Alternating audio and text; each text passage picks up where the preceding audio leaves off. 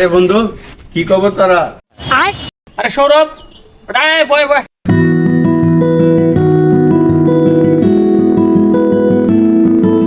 বন্ধু, এশিয়া কাপের খবর শুনছস? আরে বেটা এশিয়া কাপ খেলা কেন দেখে? আমি বেটা নিউজিল্যান্ড সাপোর্ট করি। এই বন্ধু, আমরা বাংলাদেশে থাকি আর তুই নিউজিল্যান্ড সাপোর্ট করস? এই বেটা বাংলাদেশ সাপোর্ট করলে কি হইব? এটি সব খেলা আইরে, একটা খেলা জিততে পারে না। এটা কোনো দল হইলো? এই বেটা কি করছ তুই? বেটা বাংলাদেশের ইতিহাস সম্পর্কে তোর কোনো ধারণা আছে? কি আর ইতিহাসটা বেটা? ছোটবেলাতে দেখতাছি খালি আরতি আছে। এই বেটা, এটা তুই কি কইলি? এই দেশ হারুক বা জিতুক, এটা তো আমরারই দেশ। আর এই দেশে সাপোর্ট করা আমরা দায়িত্ব বেটা।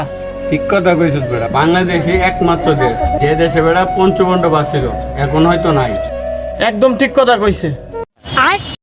সাকিবুল হাসান বিশ্বের 1 নম্বর অলরাউন্ডার, 16 বছর ছিল, আর এই রেকর্ড আজ পর্যন্ত কেউ ভাঙতে পারে নাই।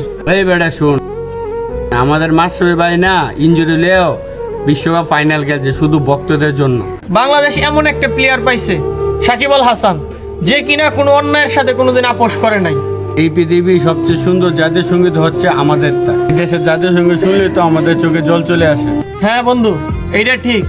আমাদের বাংলাদেশ প্রত্যেকটা খেলায় হাইরা যায়, তাই বলে সাপোর্ট করা কখনো ছাইড়া দেব না।